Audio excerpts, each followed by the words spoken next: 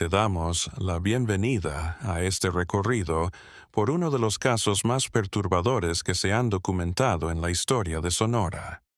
Te invito a que, antes de comenzar, nos indiques en los comentarios la hora precisa en la que escuchas esta narración y desde dónde nos ves. Nos intriga conocer en qué lugares y en qué horas del día o de la noche estos relatos documentados tienen presencia.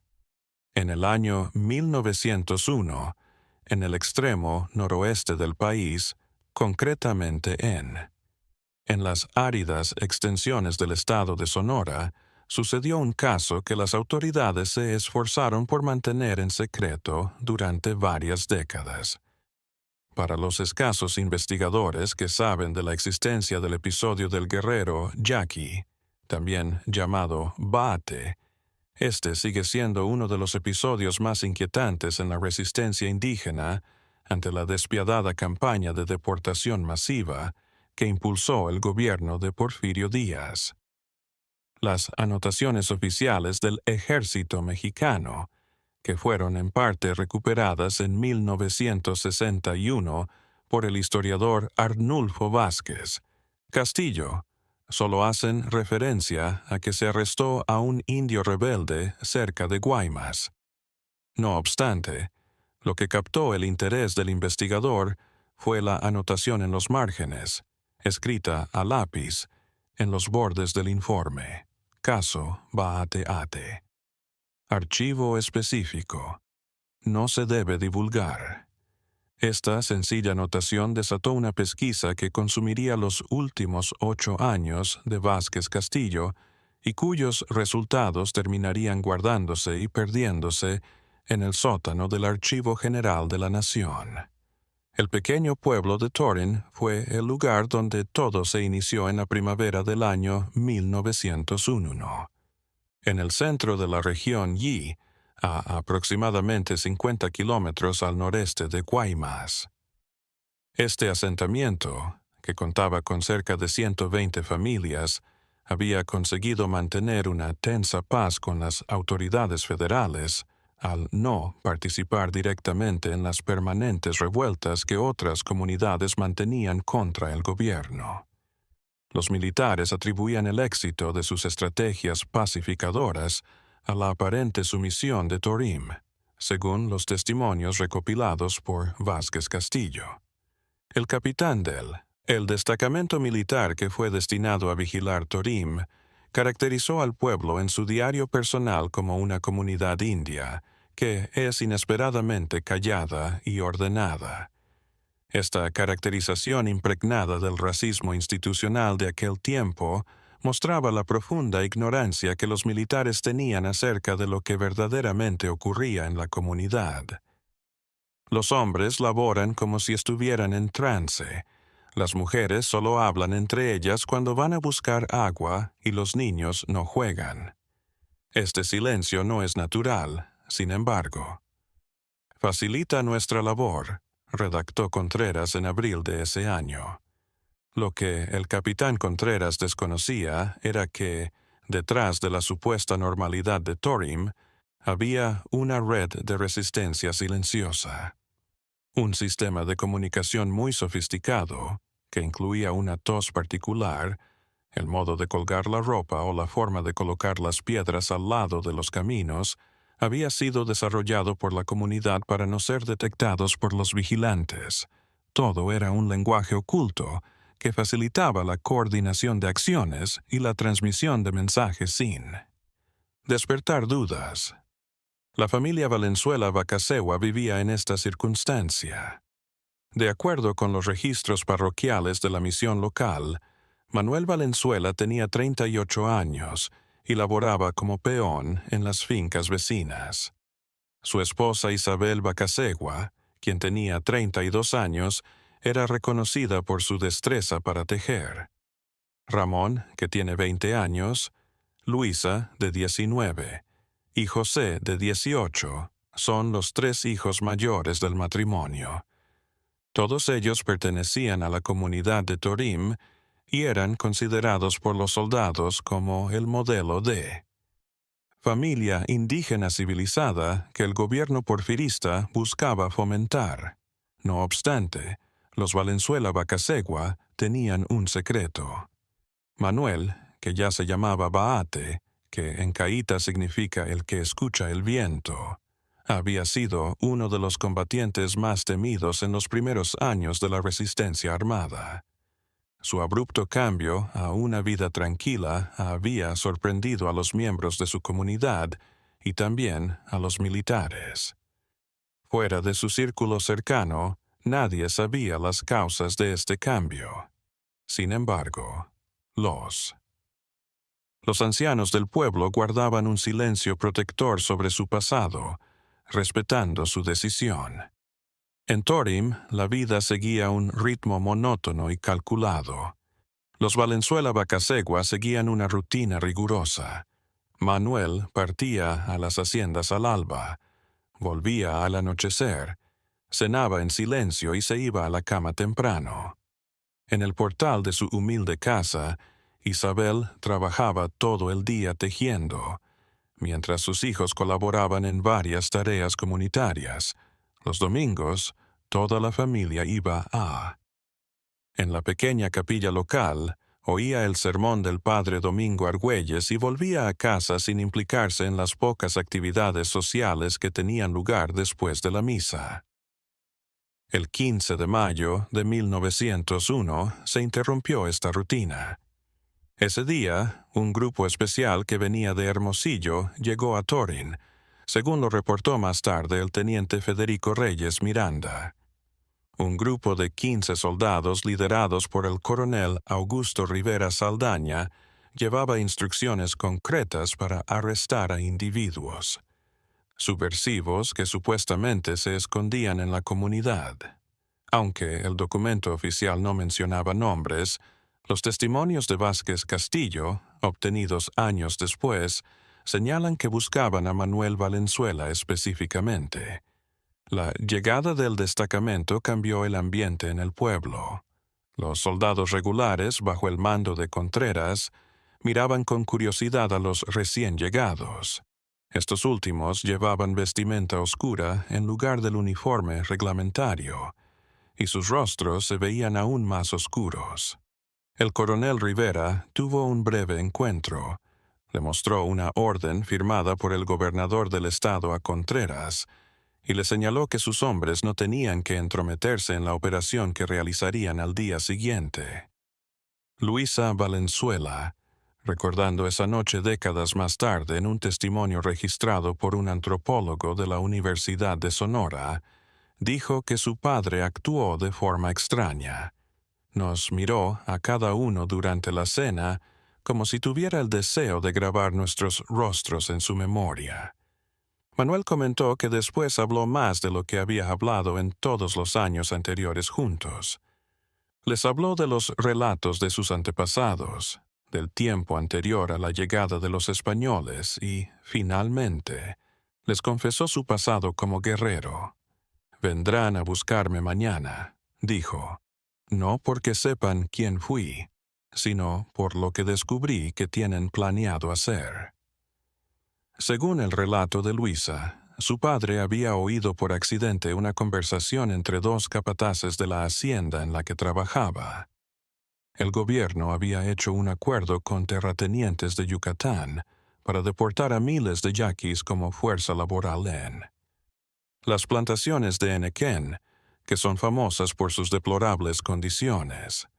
La comunidad de Torim figuraba entre las próximas redadas masivas programadas para mayo. Luisa prosiguió en su testimonio. «Mi padre nos dijo que teníamos que escapar esa misma noche. Mi madre no aceptó. Afirmó que si todos nos desvaneciéramos, los militares irían tras las demás familias. Durante horas discutieron en un tono bajo. Al final, mi padre decidió quedarse y enfrentarlo solo. La familia se mantuvo despierta toda la noche, en silencio y abrazados, aguardando él. Despertar con una combinación de horror y resignación. La casa de los Valenzuela Bacasegua fue rodeada por el destacamento especial a las 6 de la mañana. Mañana del 16 de mayo, el coronel Rivera, con 4 soldados a su lado, golpeó la puerta utilizando el extremo de su rifle. Manuel abrió la puerta de inmediato, como si estuviera aguardándolos. Los soldados lo apresaron, le amarraron las manos a la espalda y lo condujeron hacia la plaza del pueblo sin pronunciar palabra alguna. Isabel y sus hijos estaban obligados a quedarse en la casa, bajo la custodia de 2 soldados. Los escasos historiadores que han tenido acceso a la documentación fragmentaria del caso han debatido intensamente sobre lo que ocurrió después.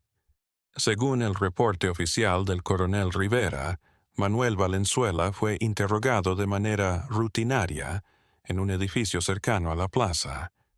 No obstante, los testimonios que Vázquez Castillo ha recopilado presentan una imagen muy distinta.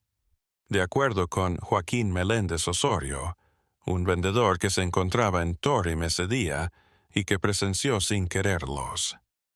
En realidad, Manuel fue llevado a un almacén deshabitado que los militares habían preparado con anterioridad. Meléndez informó en 1965: «Vi cuando lo introdujeron, mientras él caminaba con la dignidad de aquel que acepta lo que le depara el destino, 4 hombres lo llevaban arrastrando. Su voz clara y firme diciendo algo en su lengua fue lo último que escuché antes de que cerraran la puerta». Torrim fue invadido por un silencio tenso a lo largo de las 3 horas siguientes. Los habitantes se quedaron en sus hogares con las puertas cerradas y las ventanas solo un poco abiertas para ver cómo se movían los soldados. A pesar de que nadie se atrevía a aproximarse al almacén, todos eran capaces de percibir que allí dentro sucedía algo horrible. El coronel Rivera y 2 de sus hombres abandonaron el edificio al mediodía. De acuerdo con la declaración de varios testigos, sus uniformes tenían manchas oscuras y sus caras una palidez patológica. Rivera fue directamente hacia la vivienda de los Valenzuela Bacasegua. Solo a través del relato es posible reconstruir lo que sucedió dentro de él. Luisa, la única integrante de la familia que se salvaría para narrarlo. Entró solo el coronel, contó, observó a cada uno de nosotros y después se sentó frente a mi madre. Le dijo con una voz inusitadamente amable: «Su esposo ha admitido que sabe todo acerca del plan de rebelión, los nombres, las fechas, los escondites de armas, todo». Mi madre no contestó. Lo observó sin pestañear. Prosiguió el coronel: «Ahora ustedes tienen la última palabra. Pueden recibir un trato y corroborar su declaración. Pueden ser indulgentes o rehusarse y compartir su destino». Según su hija, Isabel Bacasgua se incorporó despacio. Se alisó el vestido con las manos y dijo: «No tiene nada que confesar mi esposo porque no ha hecho nada. Si usted sostiene lo opuesto, está diciendo una mentira. Y si ha herido a alguien para conseguir esa mentira, entonces no es un soldado, sino un cobarde». El coronel Rivera, claramente perturbado por la determinación de la mujer, mandó que toda la familia fuera arrestada inmediatamente. Los que siguen. Los sucesos están registrados en parte en los archivos del Destacamento Militar Regular de Torrim. El capitán Contreras, aparentemente alterado por las prácticas de los recién ingresados, registró en su diario personal que el coronel Rivera había sobrepasado sus competencias. Sin presentar cargos concretos, ha ordenado la detención de toda una familia. Cuando pedí ver la orden judicial pertinente, me contestó que en territorio indio solo existe la ley que nosotros establecemos. He mandado un mensajero a Guaymas pidiendo instrucciones. La familia Valenzuela Bacasegua fue llevada al almacén donde Manuel estaba detenido, mientras el mensajero iba hacia el puerto. Lo que hallaron allí fue documentado en el testimonio de Luisa, pese a que el transcriptor dejó fuera muchos pormenores, anotando que la testigo estaba excesivamente conmovida para seguir con algunos elementos de su declaración. Luisa narró: mi padre estaba sentado en una silla en el centro de la habitación. A primera vista parecía estar ileso, pero cuando nos acercamos notamos que sus ojos, algo en ellos había cambiado. Miraba sin ver, como si su alma ya no residiera en su cuerpo. Mi madre se acercó a él corriendo, y al tocarlo se dio cuenta de que su ropa estaba mojada. No era sangre o sudor que se podía ver, sino algo que provocaba que la tela se adhiriera a su piel de un modo poco natural. Manuel, de acuerdo con el testimonio de su hija, no identificó a su familia. Murmuraba palabras inconexas en lenguaje intercaladas con oraciones en español que parecían ser respuestas a preguntas inconclusas. Había creado. Mientras sus hombres se mantenían a una distancia prudencial, como si temieran acercarse demasiado al prisionero, el coronel Rivera miraba la escena con una expresión indescifrable. Luisa continuó: el coronel nos informó que mi padre había admitido ser Baate, el guerrero a cargo de la emboscada de Guatachive, en la cual fallecieron 22 soldados en 1895. Informó que había divulgado el lugar de un arsenal escondido en las montañas y la identidad de otros combatientes que se escondían entre los pacíficos. El coronel sonrió de una forma que nunca podré olvidar y contestó: todos hablan, chico. Cuando mi hermano Ramón le gritó que era mentira, que nuestro padre no podía haber dicho eso. Todos terminan hablando de una manera u otra. Esa tarde, el mensaje del capitán Contreras fue recibido en Guaymas.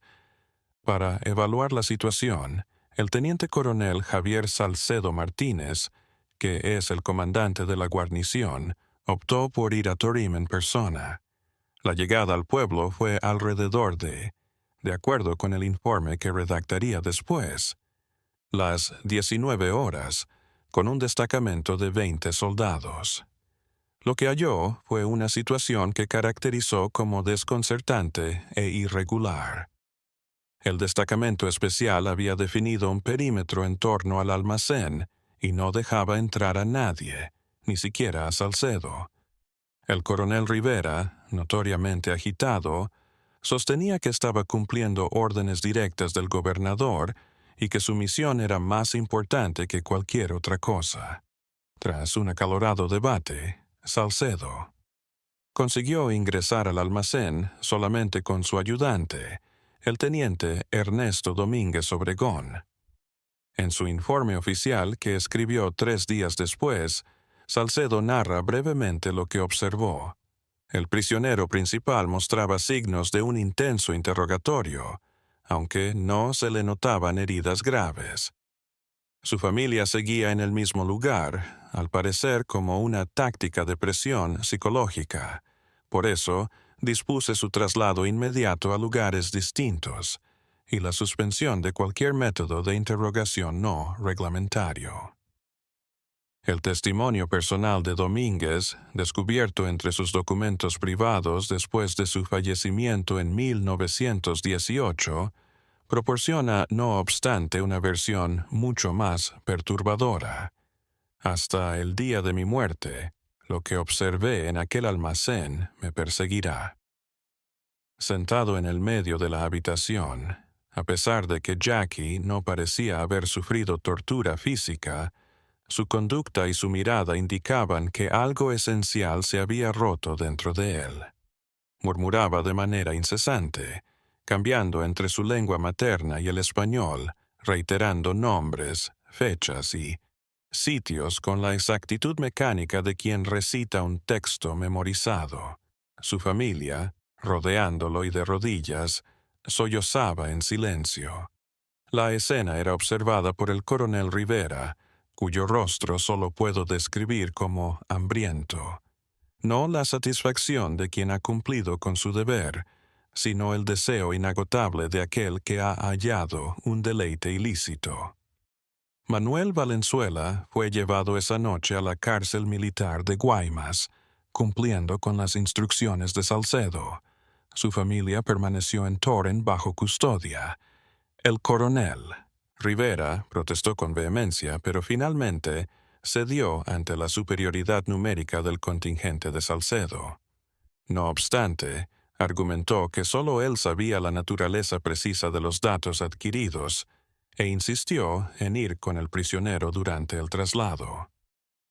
La travesía a Guaymas, que solía durar alrededor de 5 horas a caballo, se prolongó inexplicablemente durante toda la noche. Manuel Valenzuela apenas llegó a la prisión militar cuando, el 17 de mayo, ya eran las 9 de la mañana. Era capaz de permanecer en pie. El doctor militar que lo evaluó, doctor Felipe Ruiz Santana, en un breve informe, dejó constancia de su estado.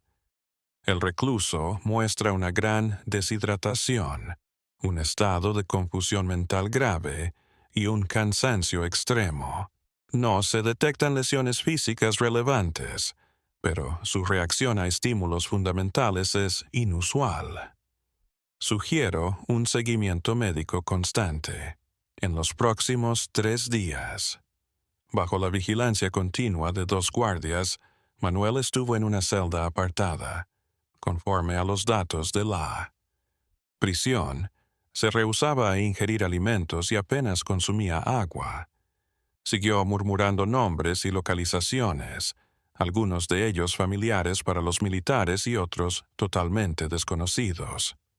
El coronel Rivera, que se había alojado en una posada cercana, iba a ver al prisionero 2 veces al día, y siempre iba con un escribano que registraba con precisión cada palabra que Manuel pronunciaba.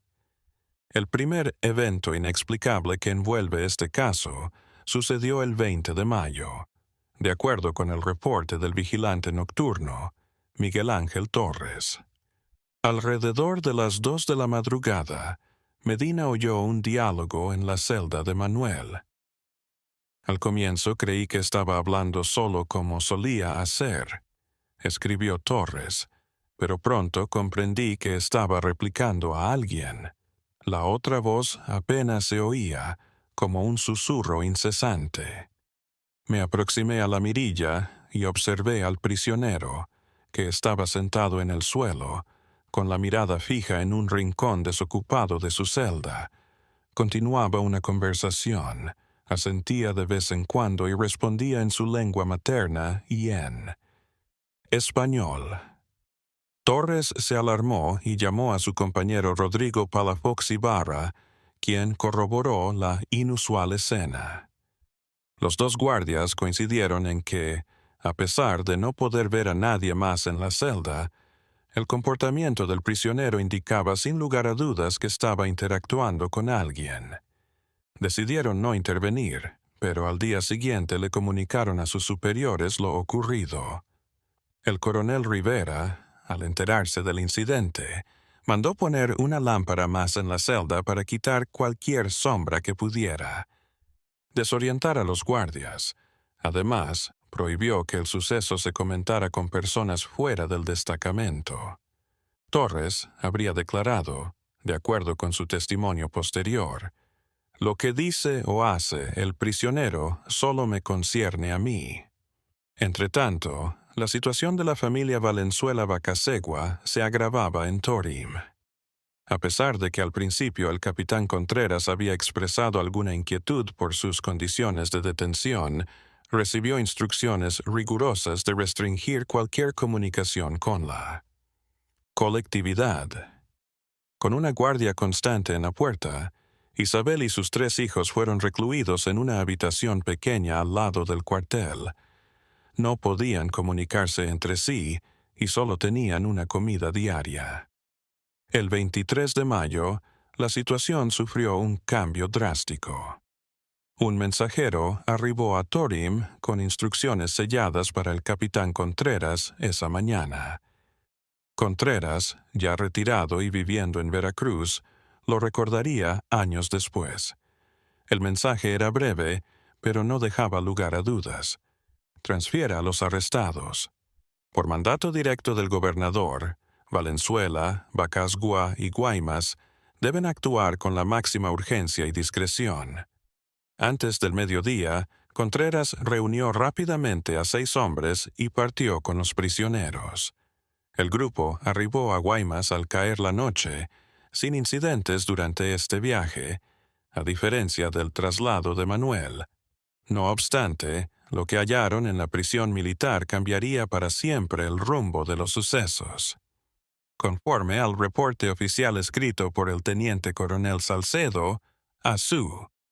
Al llegar, se les comunicó que Manuel Valenzuela había fallecido esa tarde a causa de problemas relacionados con su precario estado de salud. El doctor había hecho una rápida revisión del cuerpo. Ruiz Santana, que en su diagnóstico de muerte determinó un fallo cardíaco seguido de una fatiga extrema. El cuerpo fue sepultado en un cementerio común, a las afueras de la ciudad, conforme a los procedimientos estándar para prisioneros indígenas. Isabel Bacasúa reaccionó con silencio al recibir la noticia, lo cual fue descrito por los presentes como más inquietante que cualquier expresión de dolor. Se mantuvo quieto con la vista puesta en el teniente coronel Salcedo por varios minutos, hasta que al final inquirió: ¿dónde se encuentra el coronel Rivera? Según se indica en su informe, la reacción de Salcedo también fue desconcertante. Por razones personales, el coronel Rivera pidió un permiso de urgencia y salió para Ciudad de México esta misma mañana. La información precisa de lo que sucedió en las horas anteriores a la muerte. Manuel ha sido sometido a exhaustivas investigaciones realizadas por Vázquez Castillo. El historiador, mediante la combinación de testimonios individuales con informes oficiales, logró reconstruir en parte lo ocurrido ese día. De acuerdo con el registro de visitas de la cárcel, el coronel Rivera arribó a las instalaciones entre las 10 y las 11 de la mañana, en compañía de un hombre que no se identificó, pero los guardias lo describieron como un caballero mayor de edad que llevaba ropa oscura y un maletín médico. Los dos fueron llevados a la celda de Manuel Valenzuela, donde estuvieron alrededor de 2 horas. Gerardo Quintana López, el guardia que estaba de servicio en ese turno, afirmó años más tarde que recibió instrucciones firmes de no acercarse a la celda bajo ninguna circunstancia. Quintana recordó que lo mandaron a quedarse al final del pasillo, con la espalda a la celda. A pesar de ello, era capaz de oír voces. Aunque no entendía lo que decían, identifiqué 3 voces diferentes: la del coronel, la de su acompañante y una que creí era la de él. Prisionero, aunque sonaba diferente a lo que había oído en días previos. Al observar a Rivera y su enigmático compañero cuando finalmente dejaron la celda, Quintana notó que parecían pálidos y nerviosos. Ambos hombres se fueron rápidamente de las instalaciones después de que el coronel ordenó que durante las horas siguientes nadie debía acercarse al prisionero. Rivera fue avistado en Guaymas por última vez. Alrededor de las 4 de la tarde, el guardia que reemplazó a Quintana, Alfonso Velázquez Moreno, llevó a cabo su primera fase de verificación. Cuando llegó a la celda de Manuel, percibió un silencio poco común. Al mirar por la mirilla, vio al prisionero en el piso, sin moverse. Alarmado, contactó de inmediato al médico de guardia. Sin embargo, cuando pudieron abrir la celda, ya Manuel Valenzuela había fallecido. El doctor Ruiz Santana llevó a cabo un análisis superficial del cuerpo y determinó que había muerto por razones naturales. No obstante, en una carta privada que Vázquez Castillo halló Ruiz manifestaba dudas profundas sobre la naturaleza de la muerte, en los papeles del destinatario. Aunque no había señales claras de violencia en el cuerpo, su expresión facial era la de una persona que ha vivido un terror indescriptible. Sus ojos, abiertos y fijos en el techo, mostraban una cosa que no puedo describir como dolor físico. Y a pesar de que certificaré la muerte como natural para evitar problemas, tengo que admitir que hay elementos de este caso que ponen a prueba mi comprensión médica. La noticia acerca de La noticia de la muerte de Manuel se difundió velozmente entre los miembros de la comunidad yaqui, en Guaymas. Esa noche, un conjunto de personas mayores pidió oficialmente la entrega del cuerpo para llevar a cabo un funeral tradicional. El teniente coronel Salcedo, quizás por un sentido de decencia que llegó tarde o con mayor probabilidad para prevenir nuevas tensiones, aceptó la solicitud. No obstante, al llegar los soldados encargados de recuperar el cuerpo hasta el sitio del entierro, se percataron de que la tumba había sido deshonrada. El cuerpo de Manuel Valenzuela ya no estaba. Las autoridades militares entraron en pánico tras este descubrimiento. Se establecieron patrullas para rastrear en las áreas cercanas, con el temor de que el hurto del cadáver fuera un presagio de una insurrección. Uno de los equipos de búsqueda fue dirigido por el teniente coronel Salcedo. Sin embargo, después de 3 días de una intensa búsqueda, no hallaron ni el cuerpo ni a los culpables de su desaparición. En tanto, Isabel Bacasegua y sus 3 de sus hijos seguían detenidos en la prisión militar. El 26 de mayo, un funcionario del gobierno estatal llamado Ignacio Valencia Torres se presentó sin dar explicaciones. De acuerdo con el testimonio de Luisa más adelante, Valencia les informó que serían liberados a condición de que se fueran de Sonora para siempre. Les habría dicho que tienen 2 alternativas. Pueden ser llevados a Yucatán, donde conseguirían empleo en las haciendas de nequeneras, o irse por su cuenta a cualquier lugar fuera del estado, siempre y cuando acudan mensualmente a las autoridades locales durante los 5 años siguientes.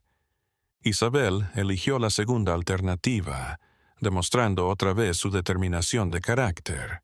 Esa misma tarde, la familia fue acompañada hasta la terminal ferroviaria de Guaymas, donde Valencia les proporcionó un corto monto de dinero y billetes de tercera clase hacia Guadalajara.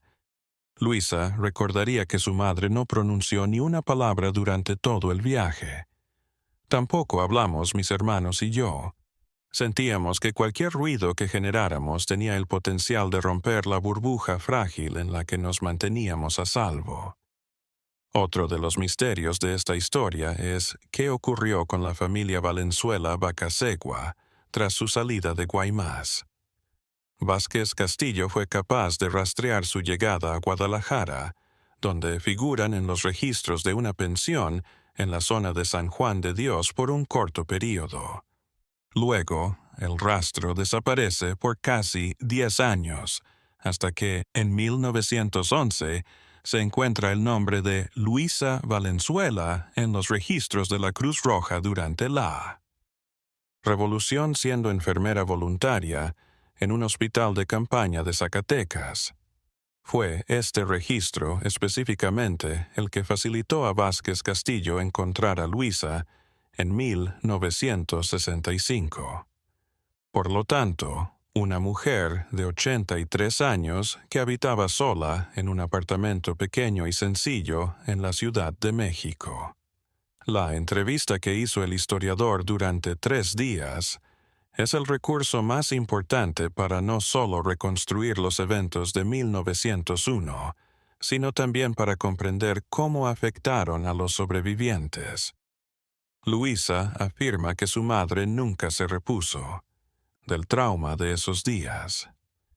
Mi madre, que vivió solo 7 años más, nunca volvió a ser la misma, contó. Se movía y hablaba como si estuviera siempre cansada. Por las noches, La oíamos hablar en un tono bajo, como si mi padre estuviera con ella. Nunca hacía referencia a su fallecimiento. Lo nombraba como si simplemente estuviera en un sitio distinto aguardándonos. José y Ramón, los hermanos de Luisa, tomaron rumbos distintos. Al principio, Ramón se unió a las fuerzas maderistas de la Revolución y pereció en el combate de Zacatecas en el año 1914.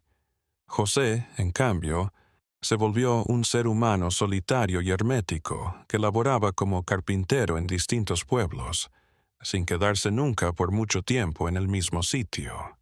Luisa recordó que fue en Querétaro, en el año 1919, la última vez que vio a José. Había cambiado tanto que casi no lo reconocí. Me dijo que seguía el rastro y que vendría a buscarme cuando lo encontrara. Nunca volví a tener noticias de él. Luisa, cuando le preguntó a su hermano Vázquez Castillo a qué rastro se refería, antes de contestar, mantuvo silencio durante un buen rato.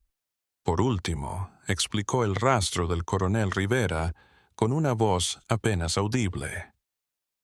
José estaba seguro de que él sabía lo que realmente había pasado con nuestro padre y, lo más importante, qué le habían hecho durante esos 3 días en Torrim y luego en Guaymas.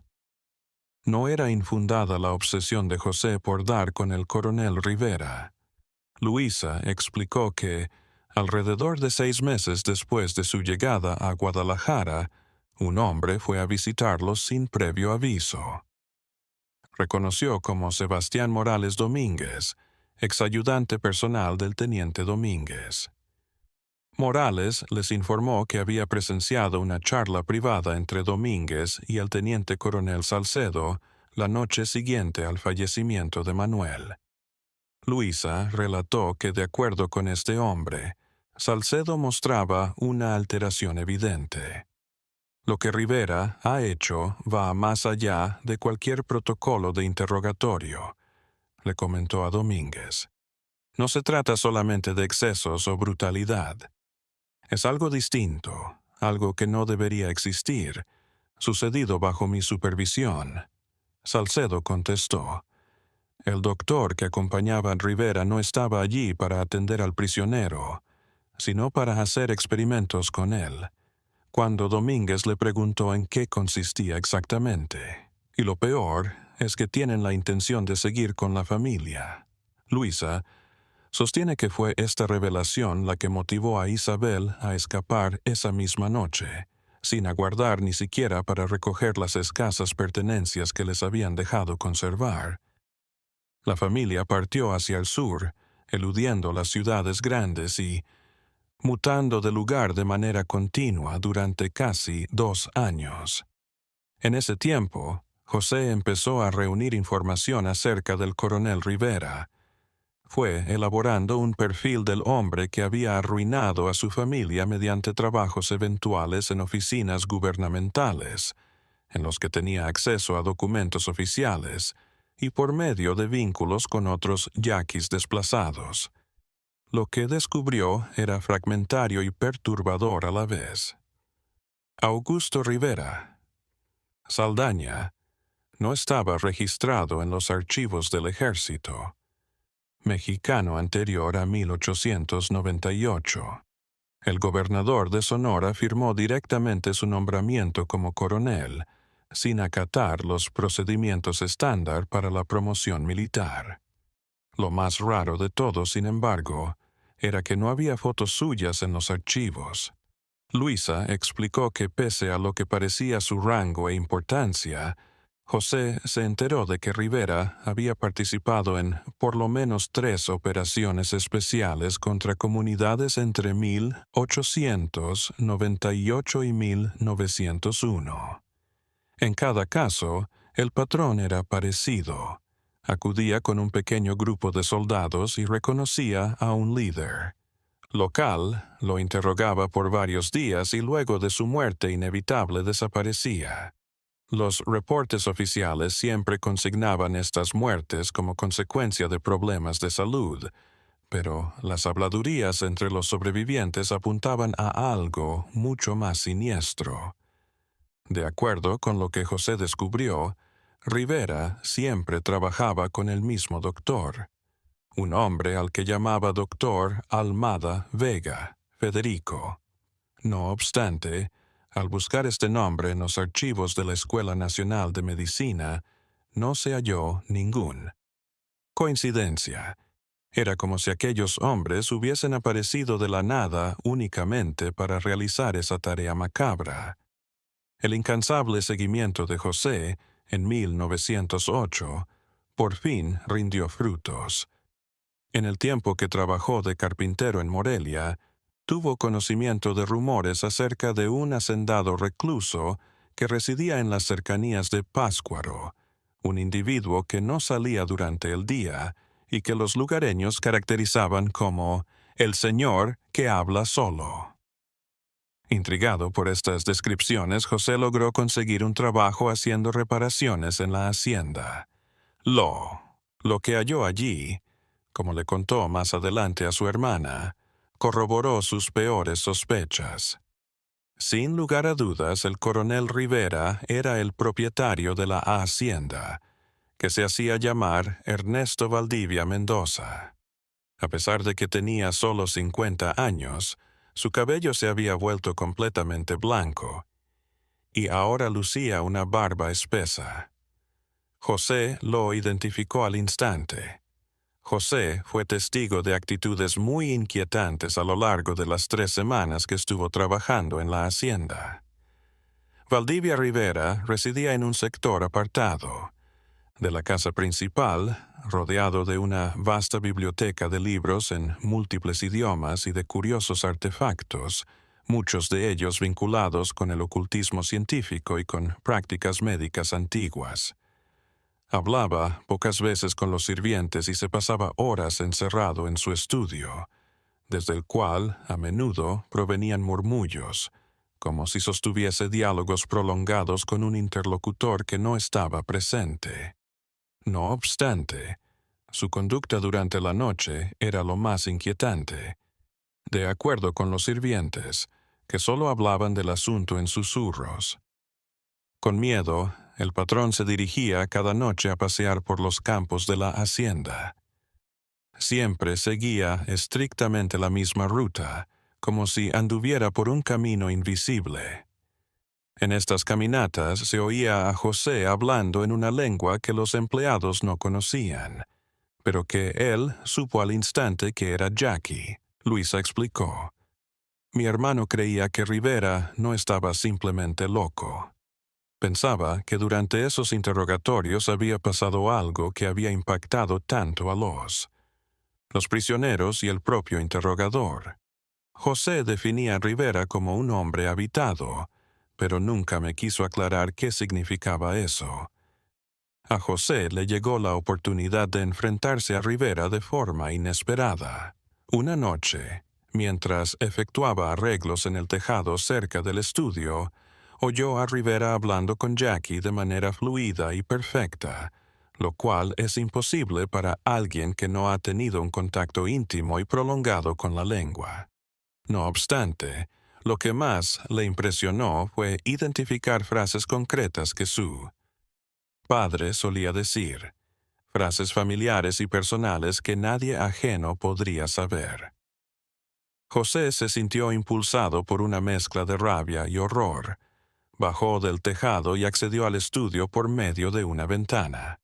Halló a Rivera sentado detrás de su escritorio, aparentemente solo, pero seguía sosteniendo una conversación animada. Al ver a José, Rivera no demostró temor ni asombro, sino un raro gesto de reconocimiento, casi como si lo recibiera. «Te estaba esperando», expresó en español. De acuerdo con lo que contó José a su hermana, tu papá comentó que llegarías. Lo que ocurrió después continúa siendo un tema de especulación. José no le contó a Luisa todo lo que había conversado, sino que solo le dijo que Rivera le había ofrecido conocimiento a cambio de silencio. José contestó de manera críptica cuando ella le preguntó a qué tipo de conocimiento aludía. A la verdad acerca de lo que le hicieron a nuestro padre y por qué, y a la verdad sobre lo que existe más allá del sufrimiento. 3 días después de ese encuentro, la propiedad de Valdivia Rivera se incendió hasta sus cimientos en un fuego que los diarios locales consideraron inexplicable. El fuego, que se inició al mismo tiempo en múltiples lugares de la propiedad, arrasó con toda la estructura en menos de una hora. Se hallaron 2 cuerpos entre los restos carbonizados, que fueron identificados de manera inicial como el dueño y uno de sus empleados. Sin embargo, la condición de los cadáveres impedía una identificación exacta. Un mes más tarde, José volvió a aparecer en Querétaro. Según la declaración de Luisa, visiblemente transformado, recordó que parecía haber envejecido 10 años en solo unas semanas.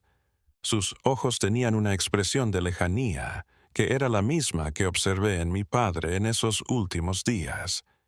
Me dijo que había cerrado el círculo, pero que el costo había sido elevado cuando le pregunté qué pasó. Me comentó que comprendía por qué nuestro papá había dejado de combatir años antes de ser apresado. Me dijo que algunas batallas no se pueden ganar con armas tradicionales. Fue en aquel. José hizo una corta visita y dijo que seguiría el rastro y regresaría cuando lo encontrara. Nunca cumplió esa promesa. De acuerdo con los estudios de Vázquez Castillo, el nombre de José Valenzuela Bacasegua se menciona por última vez en un registro hospitalario en Veracruz en 1922. En este registro fue admitido debido a insomnio crónico y delirios febriles. El paciente murió 3 días después, según señala la historia clínica. Lo hizo murmurando frases incoherentes en una lengua desconocida. El último eslabón de esta inquietante.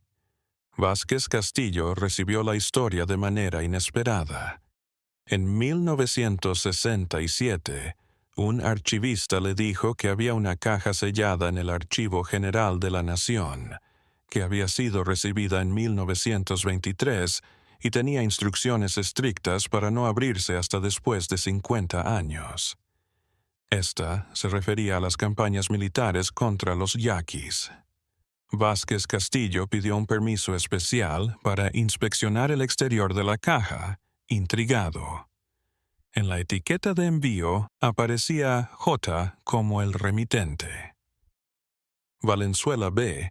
y estaba orientada a quien le importara la verdad sobre el caso Beate. Este hallazgo le confirmó que José había querido dejar algún tipo de testimonio o prueba para la posteridad, aunque no pudo ver el contenido. Vázquez Castillo le preguntó a Luisa Valenzuela, en su última entrevista con ella solo 3 meses antes de la muerte de la anciana en 1968, si tenía alguna hipótesis acerca de lo que había sucedido realmente con su padre y más tarde con su hermano José. La contestación de Luisa fue tan inquietante como enigmática, según las anotaciones personales del historiador. Lo que el coronel Rivera buscaba no era información militar, como se pensó. Estaba buscando otra cosa. Aunque mi padre había sido un guerrero venerado, nuestra gente también lo conocía como Ichacame, un guardián de saberes ancestrales. El legado oral yaqui incluye métodos para disociar el cuerpo del espíritu sin provocar la muerte. Es un saber sagrado que se emplea únicamente en rituales concretos de comunión con nuestros antepasados. Creo que Rivera y su doctor intentaban obtener ese saber. No solamente cuestionaron a mi padre, sino que también penetraron su mente de un modo que nuestros compatriotas lo verían como una irreverencia imperdonable. Luisa contestó tras un largo silencio cuando Vázquez Castillo le preguntó si creía que habían tenido éxito. José me dijo algo la última vez que lo vi, y he tratado de entenderlo durante décadas, afirmó. Rivera logró lo que buscaba, pero no comprendió que algunas puertas, una vez abiertas, no pueden cerrarse, y lo que las atraviesa no siempre se mueve en una sola dirección. Pienso que mi hermano se percató de que Rivera había sido afectado por sus acciones, y que, de algún modo, una parte de nuestro padre seguía con él, no como un espectro. Nuestra gente no cree en fantasmas de la manera en que ustedes los entienden, sino como una presencia, una resonancia constante. Y pienso que José quedó atrapado en la misma resonancia cuando lo confrontó. Arnulfo Vázquez Castillo terminó un extenso trabajo de investigación en un manuscrito que supera de 500 páginas llamado El Caso Ade, que trata sobre interrogatorios, pruebas y resistencia en la guerra del Yaqui. No obstante, este documento nunca se llegó a hacer público. En el mes de enero del año 1969, Vázquez Castillo falleció en un accidente automovilístico mientras se dirigía a Hermosillo con el fin de llevar a cabo más investigaciones. Sus notas y escritos fueron hallados por su familia y, luego de eso, donados a la Universidad Nacional Autónoma de México. Ahí se quedaron guardados y casi olvidados hasta que empezaron los años 90, cuando un alumno de doctorado los volvió a encontrar al estudiar la resistencia indígena en el Porfiriato. La existencia de la enigmática caja guardada en el Archivo General de la Nación fue desmentida oficialmente cuando, al término del periodo de 50 años fijado para su apertura, varios investigadores intentaron encontrarla en 1973. No obstante, un funcionario anónimo del archivo le reveló a un periodista que la caja había sido sacada en 1969 por órdenes superiores, en un periodo de escasas semanas después de la muerte del señor Vázquez Castillo. Quizá el detalle más perturbador de todo este caso sea uno menor, casi un pie de página en la investigación amplia. Después de su fallecimiento, en la celda de Manuel Valenzuela se halló un pequeño pedazo de papel con una frase escrita en yaqui. En español, decía sencillamente que lo que se aprende permanece. El caso del guerrero Yaqui Baate simboliza mucho más que un oscuro capítulo en la violenta campaña de pacificación contra el pueblo. Yaqui representa las fronteras difusas entre la tortura como método de interrogación y como forma de experimentación con seres humanos. Una práctica que, por desgracia, ha vuelto a surgir en varios contextos a lo largo del siglo XX. Asimismo, se nos recuerda que existen maneras de resistencia que van más allá de lo inmediato y físico, formas de memoria que perduran pese a los intentos sistemáticos de borrarlas. En 1961, en las fases iniciales de su indagación, Arnulfo Vázquez Castillo acudió a lo que quedaba de Torim en ese momento, una aldea casi desierta, con solamente 15 familias viviendo en ella. Allí conoció a un anciano que decía ser sobrino nieto de uno de los testigos del arresto de Manuel Valenzuela. De acuerdo con las anotaciones de campo del historiador, el anciano le relató que en esa zona había una leyenda local acerca de un hombre que volvió sin regresar. El anciano habría dicho que los viejos afirman que cuando se lo llevaron, Baate solo pudo llevar consigo su cuerpo y no su espíritu, al que nosotros llamamos Uyanilla o alma silvestre. No solo se quedó en estas tierras, sino que además halló la manera de regresar por medio de aquellos que procuraron destruirlo.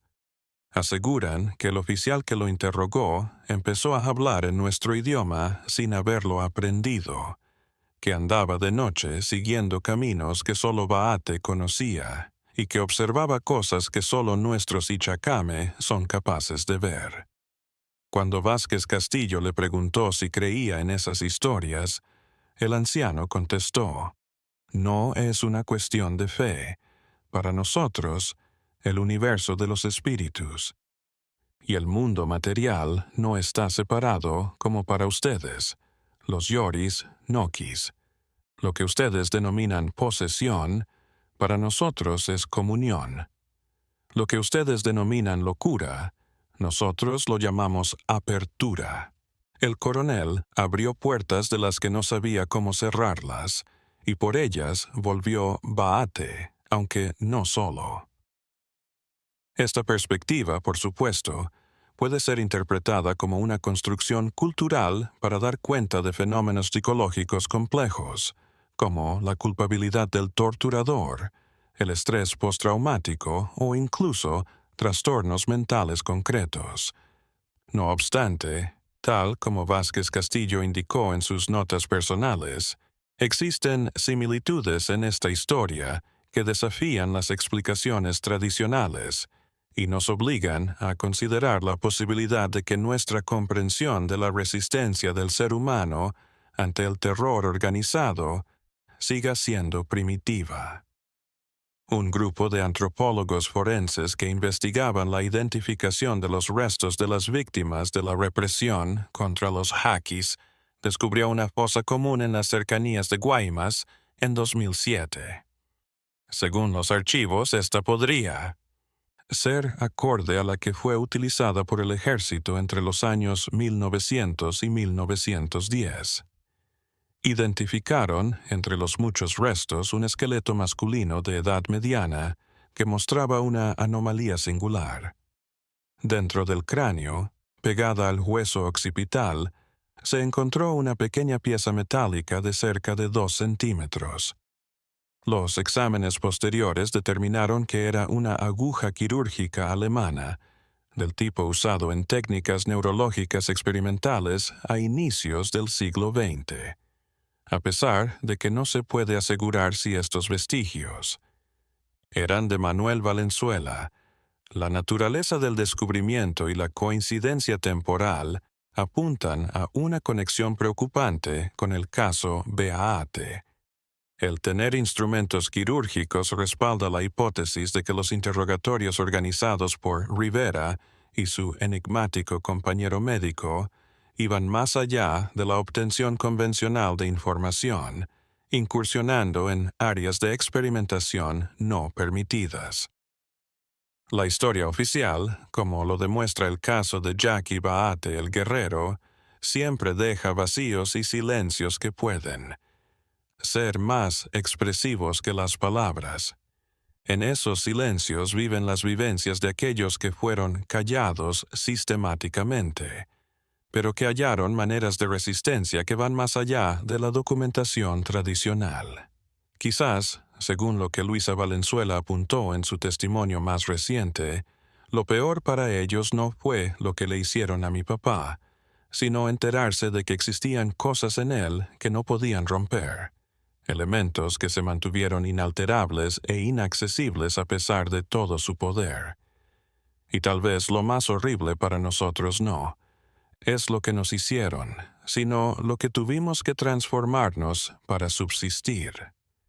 Puede que todavía haya fragmentos adicionales de esta historia en algún sitio de México, tal vez en un archivo olvidado o en la memoria oral de alguna comunidad yaqui. El caso Baate sigue, al igual que muchos otros eventos de la resistencia indígena, en un estado suspendido entre los recuerdos colectivos y la documentación incompleta, entre las historias oficiales y las narrativas distintas que se resisten a extinguirse. Y quizás, como indicaba el anciano de Torin, hay relatos que logran perpetuarse a pesar de que se ha silenciado a todos los testigos. Son formas de resistencia que operan más allá del ámbito físico, en esos lugares donde el terror organizado se encuentra con algo que no puede controlar ni comprender del todo. La anotación más reciente en el diario de Vázquez Castillo, con fecha 3 días antes de su fallecimiento, parece reflejar la inquietante esencia de esta investigación. Hay días en los que tengo la sensación de que no soy yo quien sigue el rastro de Baate, sino que es su historia la que me sigue a mí. En mis sueños oigo voces que hablan en yaqui, una lengua con la que no estoy familiarizado, pero que empiezo a comprender de alguna manera. Me cuestiono si Rivera Domínguez y todos los demás que se aproximaron en exceso a este asunto pasaron por la misma experiencia. Me cuestiono si las historias que investigamos, a veces, nos investigan a nosotros. Me cuestiono, sobre todo, si existen historias que, una vez descubiertas, jamás nos abandonan verdaderamente. El caso del guerrero Jackie Baate se cerró de manera oficial en 1901. No obstante, según lo que muestran los documentos, hallazgos y testimonios posteriores, sus repercusiones siguieron apareciendo durante décadas, impactando a todos los que intentaron resolver sus enigmas. Más que un mero suceso histórico, es un inquietante recordatorio de las fronteras de nuestra comprensión acerca del profundo impacto del trauma, la resistencia y la memoria a nivel individual y colectivo. Y tal vez lo más perturbador de todo, si admitimos que existen verdades que no pueden ser totalmente acalladas, que hayan maneras de perdurar más allá de los esfuerzos sistemáticos por eliminarlas. Entonces, debemos contemplar la posibilidad de que el caso Beate subsista, no solo como un mero recuerdo, sino como una presencia activa que persiste resonando en los lugares donde se cruzan y confrontan la memoria subalterna y la historia oficial. En las últimas palabras de Luisa Valenzuela, que Vázquez Castillo recopiló poco antes de su fallecimiento, los yaquis tenemos un dicho: cuando el afluente suena, pero no es agua lo que contiene, significa que, por detrás de lo que vemos, siempre hay algo más auténtico y más profundo. El caso de mi padre no concluyó con su fallecimiento, ni con el de Rivera, y tampoco concluirá cuando yo muera. Para quien sepa escuchar, seguirá sonando como el río que cruza nuestros territorios. A veces es visible, a veces subterráneo. No obstante, siempre está fluyendo y siempre presente. Está bien.